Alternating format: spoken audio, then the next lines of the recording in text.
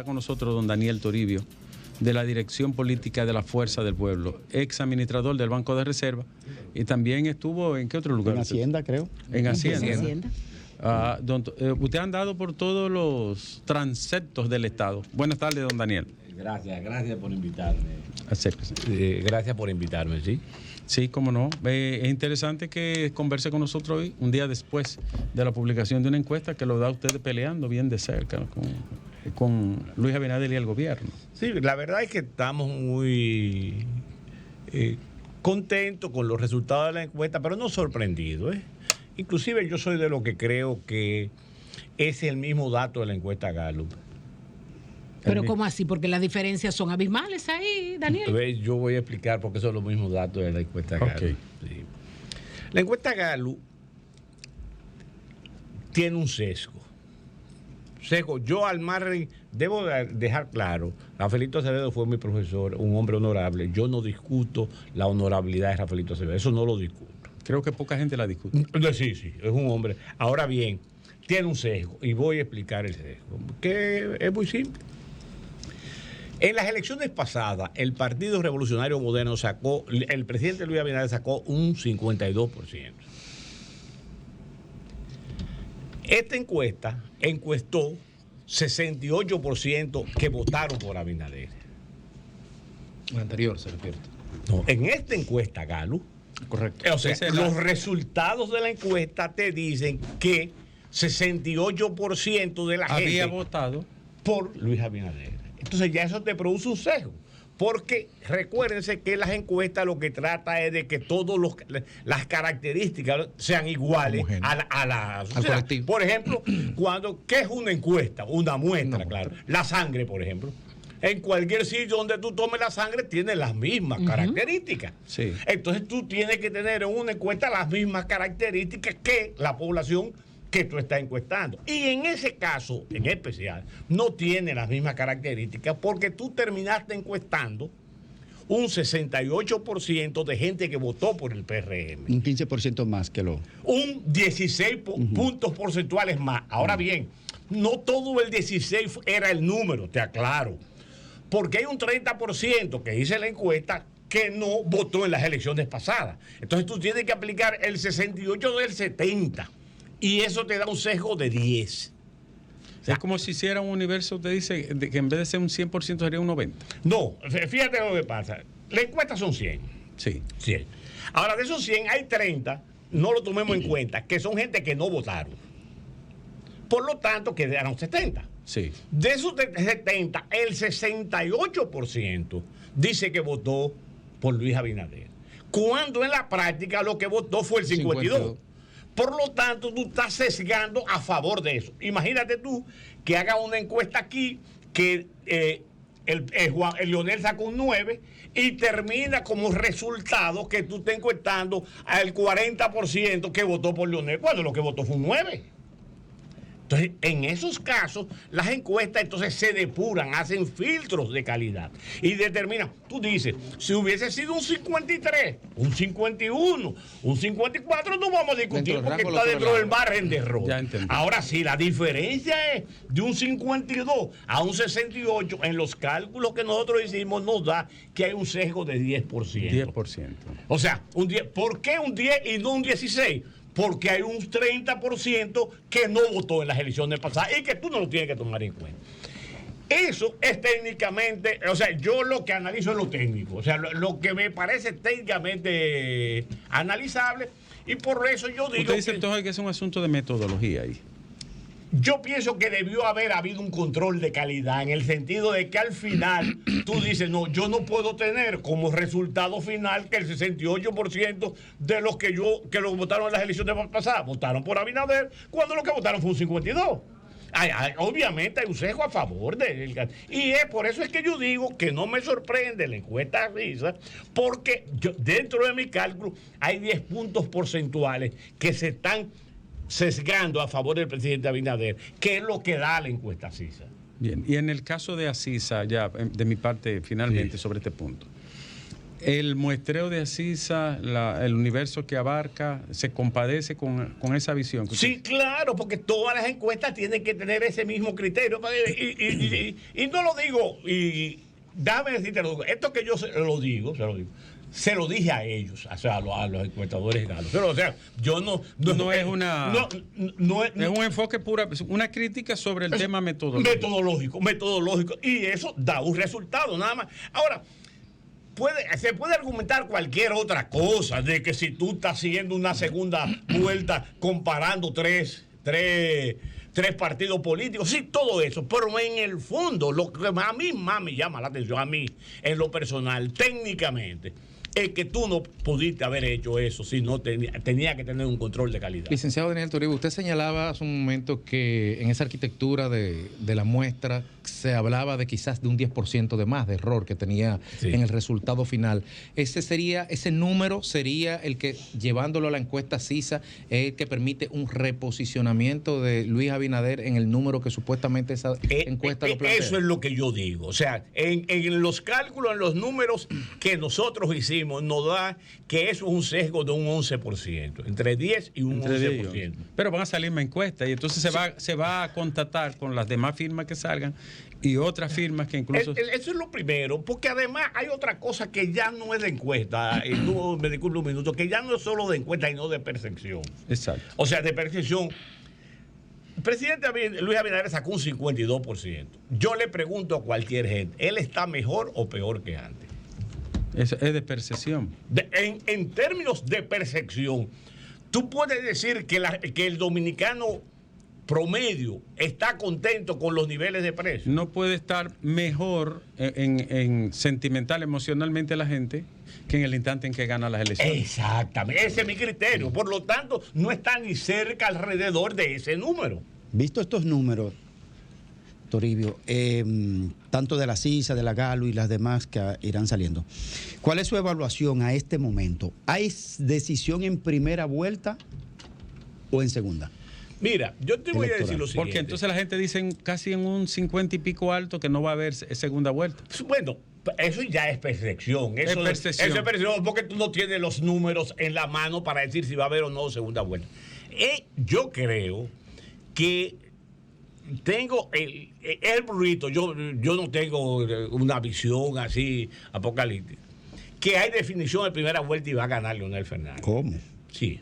O sea, y yo te voy a decir lo siguiente. Lo primero, vuelvo al argumento. ¿Estamos mejor o peor? Oye, la gente vota por la situación económica. Sobre todo. Y la situación económica sigue estando mal para el pueblo dominicano. No importa cómo tú quieras dibujar la situación económica. El que va al supermercado sabe.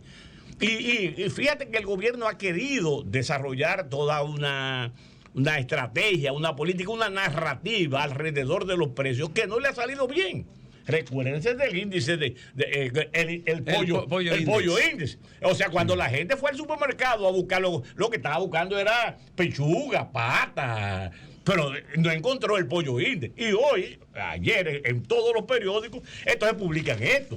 ¿Qué es eso? Que para mí es absurdo, ¿no?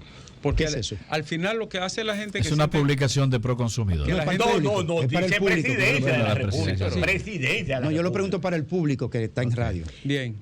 Pero Daniel, ¿está o no está la canasta básica en República Dominicana a un precio menor que en los países de la región? Interesante la pregunta, porque te voy a decir lo primero, las canastas básicas en los países no se comparan, ni siquiera por región. Porque la inflación, no sé.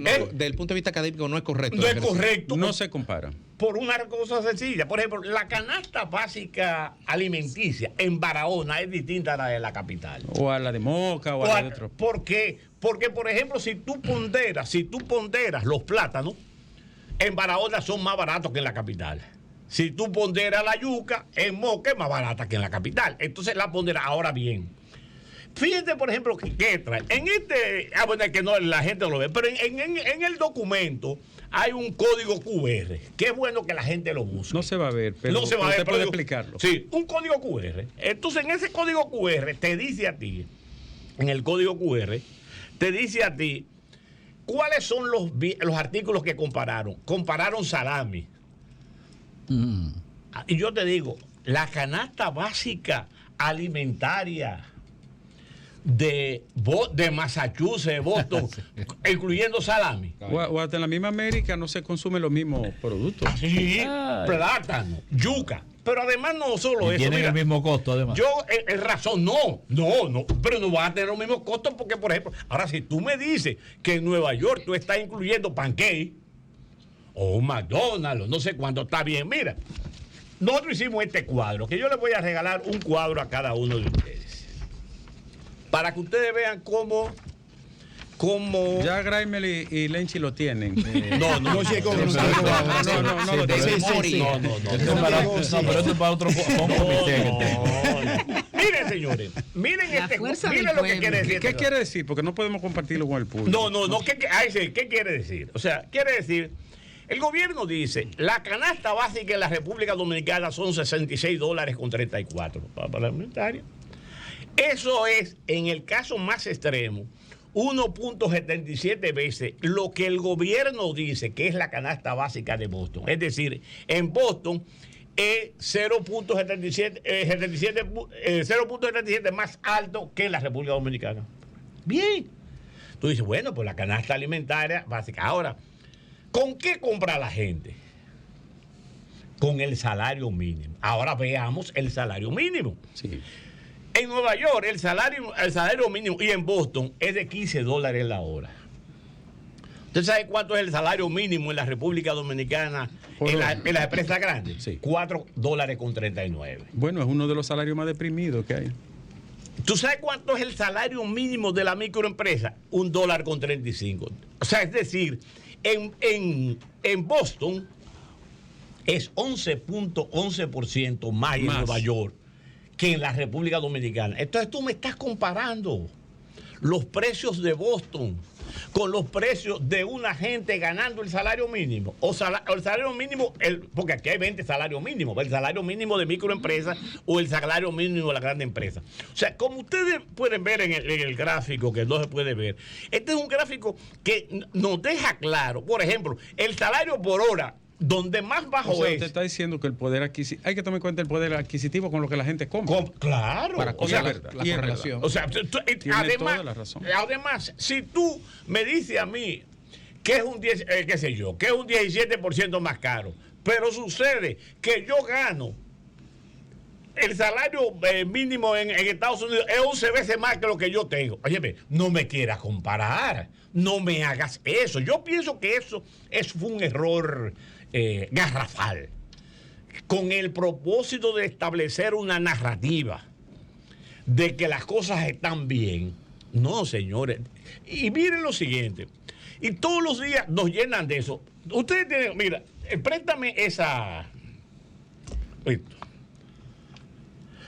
Todos los días hay un discurso, una narrativa con el propósito de hacernos creer que los precios están bien, que no sé cuánto. Mire, yo siempre pongo como ejemplo, un profesor que fui, una botella, un vaso, no sé cuánto. Lo que me presenta esta botella es el nivel de precio. Ese es el nivel de precio. Si tú le echas un poco de agua o mucha agua, la botella va cogiendo más agua. Y tiene menos espacio cada vez. Así, ahora, ¿qué pasa? ¿Está el nivel de precio o el nivel del agua más bajo mientras más agua le echo? Imposible. Imposible. Entonces, cuando a ti te dicen, hoy, por ejemplo, el Banco Central dice, creció el 0.27% nada más los precios y la inflación bajó. No, el nivel de precio no bajó, porque tú le echaste más agua a la botella. Entonces, el nivel de agua pudo haber sido aquí o allá, pero no bajó. Usted como economista se metió de una vez en el tema que más preocupa a los dominicanos. Dice un 66% en la encuesta CISA. Sí. En Galo decía un 68%. Sí. Don Daniel, esos números ponen a Abel Martínez en un tercer lugar con un 19%. ¿Se compadece con la realidad? Te soy sincero, sí. Me sorprendió. ¿Qué usted piensa? Que era menor. ¿Menor? Sí. ¿Por qué? A mí me sorprendió. ¿Por qué? Con dolor de mi alma debo decirlo, porque él ha ganado muy poco. Y ha perdido mucho. Cuando digo que ha ganado muy poco, por ejemplo, en Santiago. Sí. En Santiago, que se supone que es el centro de atención y dedicación. ¿Qué ha ganado? Es su plaza principal, se puede decir. Así. ¿Qué ha ganado? Donde ha Es hecho su un buen eje trabajo. de campaña. Quien cambia una ciudad, cambia un país. O sea, sí. Pero ¿qué ha ganado o qué ha perdido? Se le fue Valentín, se le fue el presidente del comité provincial del PLD. Los cuadros. Se le fue. O sea, tú dices, no se llevan gente, sí, pero tú no sumas. O sea, no importa si son 2, 3, 4, 5, se está. Eso es lo que yo creo. Lo decía Ricardo más temprano con relación a Ito Bisonó y la formulita. ¿En qué está? ¿Cuál es la realidad del precio internacional del crudo y los precios de nuestros combustibles? Yo pienso hacer una precisión que para mí es clara. El que tiene opción de poder nunca puede estar planteando cosas que del gobierno no va a poder hacer, porque te lo van a sacar en cara. Y más en esta época que todo está grabado. Que todo está grabado. O sea, el que tiene opción tiene que ser prudente, tiene que tomar en cuenta. Por ejemplo, yo pienso que fue un error en aquel momento hacer eso. Pero ese no es el único error, ¿eh? Hace un año y pico, el presidente Abinader anunció una franja de precios que iba de $80 a 120, en el cual si los precios estaban de entre 80 y 120 dólares, los combustibles no iban a variar. Pero si bajaban de 80, iban a variar, y si subían de 120, iban a variar hacia la suba. ¿Qué ha pasado? Absolutamente nada. Los precios del petróleo han bajado por debajo de 80 dólares y la República Dominicana no ha visto la baja de los precios de los combustibles. Hoy está 72,67. Sí, entonces, ¿qué me dice a mí eso? Que tú no puedes estar ofertando cosas que no puedas realizar. O sea, y que después, yo te puedo buscar los titulares, lo que el presidente dijo. O sea, no me estoy inventando las cosas. Entonces, lo otro es lo siguiente. ¿Qué pasa en los precios del petróleo? Porque hay una combinación de muchos factores. Aquí se habla de impuestos, pero se habla de márgenes también. O sea, se han incrementado los márgenes de distribuidores y eso hace que los precios sigan subiendo. Ahora, Pero nunca bien explicado los jodidos márgenes eso. Yo creo que son igual que tú, creo lo mismo.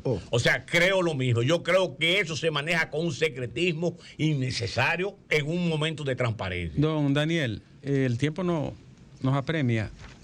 El tema de la alianza y del acuerdo y de lo municipal y después ¿cómo va eso caminando? Mira, yo no soy la persona más indicada para hablar Pero del usted tema, sabe qué ocurre porque ahí. hay una comisión que Y está... usted no está en la dirección política. Y yo soy usted no está en la dirección política. No, yo soy de la dirección política. ¿Usted está ahí? Pero la dirección, pero la dirección política conformó una comisión donde no todos participamos. No se nos mande. En la cual ellos son los que están... Ahora bien, lo que he oído de esos miembros de la comisión, lo que he oído es que ellos están trabajando fundamentalmente en acuerdos con partidos pequeños en un principio. Ya. Un bloque. Eso es lo que he oído. Lo que llaman el bloque, ¿no? De partidos. Sí, y eso genera candidatos buenos, o sea, gente con proyecciones en provincias, porque lo otro es, y yo voy a hacer una consideración, le voy a hacer una consideración que tú que hablaste del 1 de mayo, que por suerte ya se ha ido eliminando en el país. ¿El qué? ¿Bebés el agua de mayo? No, que nosotros éramos un partido, no teníamos estructura. O sea, yo creo que el 1 de mayo demostró de que sí teníamos estructura, porque para movilizar a esa gente, tú tienes que tener una estructura. Pero además, ¿qué es una estructura sino la experiencia de la gente haciendo política? ¿Y quiénes son los que han venido al PLD? Son gente con experiencia política acumulada. No son gente de... Yo oí una expresión que me gustó bastante. Un partido nuevo, pero no es novato. Don Daniel, mire, muchas gracias. Lo vamos a invitar uno de estos días para que hablemos de otro tema político, porque usted estuvo en el Banco de Reserva. Así es. Y yo quiero que usted me explique la fórmula de cómo un cabo puede sacar 1.000 millones de pesos en un día de un banco, con todas las normas prudenciales, el sistema de alarma y todo eso. Está bien. Da brega, ¿verdad que sí? Vaya averiguando. Podemos hablar del tema. Sí. Podemos hablar del Mire, tema. salúdeme al Altagracia. Sí, gracias por haber venido. Bueno, don Daniel. gracias a usted. Siempre un placer. Igual. Quiero que sepa que no fue en la gestión suya que pasó eso. No, yo me imagino que no. Si no estuviera en otra situación. Gracias, Daniel Toribio, Ay, amigo gracias. de muchos años Sí. y uno de los hombres importantes de la fuerza del pueblo y su dirección Y un hombre política. Alejandro. tecnológico.